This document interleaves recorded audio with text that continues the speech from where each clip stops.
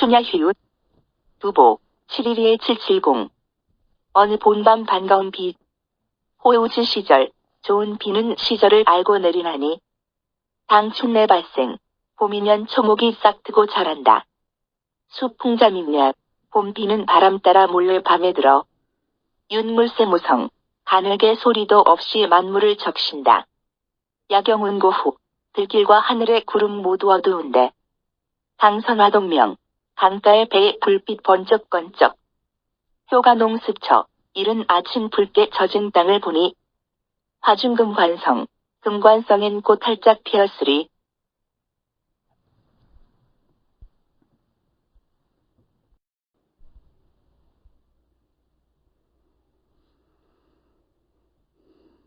감상일 오세주. 이 시는 두보의 나이 49세 때의 작품으로 알려져 있다. 이 시기는 두보가 관리 생활을 청산하고 조계 성도로 옮겨 초당을 짓고 살아갈 때이다. 결국 그가 58세의 죽음을 감안하면 인생의 온갖 풍상을 다 겪고 인생을 의미하고 정리하는 성숙한 시기로 생각할 수 있다. 1. 이 구절을 보자. 호우지 시절 좋은 비는 시절을 알고 내리나니 당춘내 발생 봄이면 초목이 싹트고 자란다. 여기서 좋은 비, 호우란 어떤 비인가? 그리고 나쁜 비는 또 어떤 비인가? 작가는 그 답을 바로 제시한다. 곧 시절을 알고 내리는 비를 좋은 비라고 한다. 그러면 시절을 알고 내리는 비는 어떤 비인가? 작가는 이 구절에서 봄이면 초목이 싹트고 자란다고 말한다. 즉 봄을 생명을 싹트게 하고 성장하게 하는 시절로 이해하는 것이다. 결국 작가의 생각은 생명을 싹트고 성장하게 하면은 때에 맞춰 내리는 봄비가 그 중요한 역할을 한다는 것이다. 사실 그렇다. 초목이 싹터서 자라는 중요한 조건은 따뜻해진 날씨와 비옥한 토지, 그리고 적당한 비인 것이다.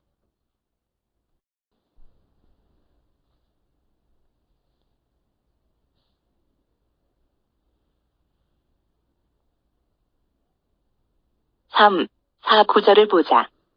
수풍잠이며 봄비는 바람 따라 몰래 밤에 들어 윤물새 무성 가늘게 소리도 없이 만물을 적신다.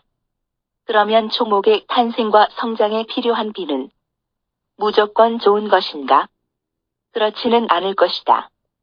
오히려 폭우나 장마와 같은 비는 초목의 씨앗을 땅에서 떠내려가게 하고 싹튼 초목의 뿌리를 뽑고 기하는 초목을 다 휩쓸어 버리는 것이다.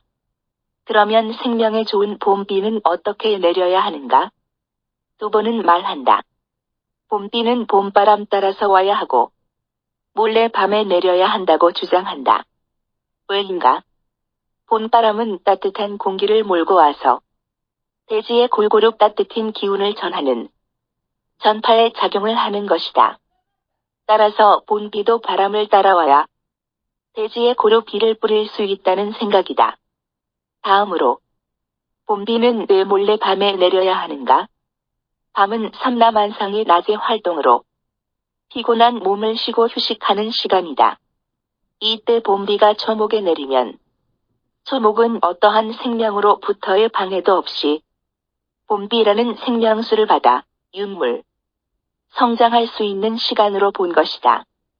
마치 어머니 자궁의 양수 속에서 편안히 자라나는 아기와 같이 초목은 밤의 품 속에서 밤비를 맞으며 생명의 싹을 트고 자라는 것이다. 밤은 초목의 세상이다. 풀을 좋아하는 토끼도 소도 말도 인간도 밤에는 활동하지 않는다. 밤은 초목의 자궁이요, 밤비는 양수인 것이다. 그리고 왜 가만히 내려야 하는가? 그것은 간단하다. 봄의 초목은 여름에 지푸르고 울창하게 성장한 초목이 아니다.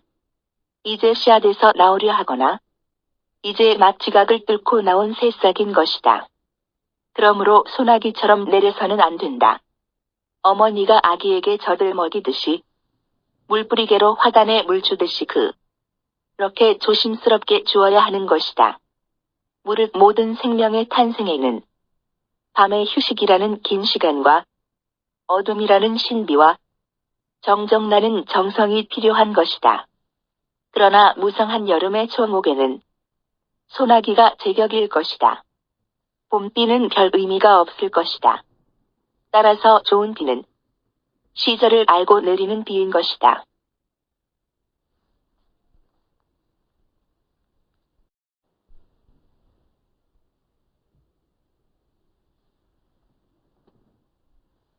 오, 6, 9절을 보자. 야경운고 후, 들길과 하늘의 구름 모두 어두운데 강선화동명, 강가의 배의 불빛 번쩍번쩍. 여기서는 생명의 탄생과 성장을 위한 조건이 성숙되어가는 자연 모습과 그 생명의 탄생을 눈으로 목격하고 인식하면서 이를 즐거워하는 오직 하나의 존재인 강가 배 속의 불로 상징되는 작가의 깨어있는 의식이 표현되고 있다. 생명인 초목은 하늘과 땅 사이에 있는 것이다. 땅에 뿌리 내리고 하늘의 햇볕과 비를 맞으며 말이다. 그런데 하늘은 이제 검은 구름이 모여들어 비를 준비하고 시간은 이제 밤을 마련하는 것이다. 그래서 땅인 들길은 어두워지는 것이다. 밤이 되어가고 있는 것이다. 약형운 구후. 마치 어머니의 자궁 안에 환경이 되어가고 있다는 비유다. 그러나 천지가 어두운 밤에도 생명의 탄생을 지켜보고 증언이나 하듯이 잠들지 않은 것, 어둡지 않은 것이 있었으니 그것은 강에 뜬 배에 반짝이는 불빛이다. 강선화 도명. 물론 이 불은 또 그 나름대로의 속성으로 어부가 고기잡이를 위해 켜놓은 그 나름의 작용을 하는 또 하나의 자연일 수 있다. 그러나 여기서는 잠자지 않고 생명의 밤을 의식하는 작가의 내면의식의 객관적 상관물이다.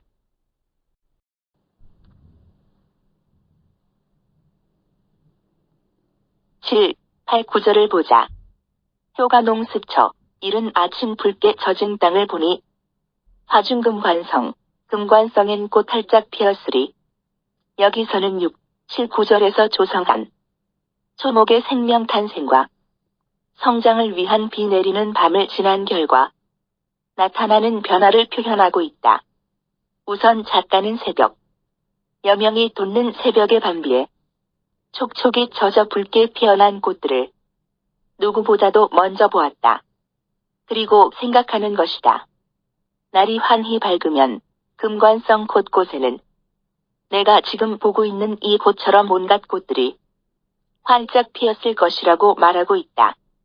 여기서 금관성은 작가가 은퇴하여 살고 있는 성도의 별칭이다.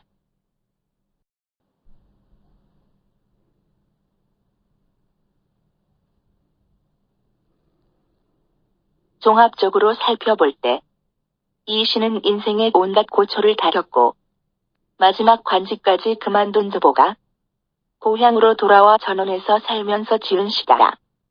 이 시기에 그는 정말 평범한 한 농부가 되어 한 해의 농사가 잘 되기를 바라는 마음이 간절했을 것이다. 그래서 그는 때맞춰 비가 오기를 바라고 있는데 마침 밤비가 내리는 것이다. 그래서 그는 대단히 흡족한 상태가 된 것이다. 이러한 흡족한 마음에서 그의 생각은 비의 속성과 관련하여 인생의 본질에 대해서 생각해보는 위대한 시혼이 발동한 것이다. 그는 정치에서 떠났지만 위정자에 의해서 버려진 백성의 질고와 자신의 불우한 처지는 늘 자신의 의식 깊숙한 곳에 남아있는 것이다. 그리하여 이를 자극하는 외부의 자극물이 나타나면 그는 또 하나의 깊은 의미를 담은 언어체계, 꽃시를 짓게 되는 것이다. 여기서는 비, 밤, 바람, 꽃이라는 자극물이 두보를 자극한 것이다. 이 시에서 두보는 정치도 농사와 같다는 생각이다. 곧 위정자가 백성을 다스림에는 때에 맞는 정책과 충분한 아량과 정성과 세심한 보살핌이 필요하다는 내면적 의미를 느끼게 한다.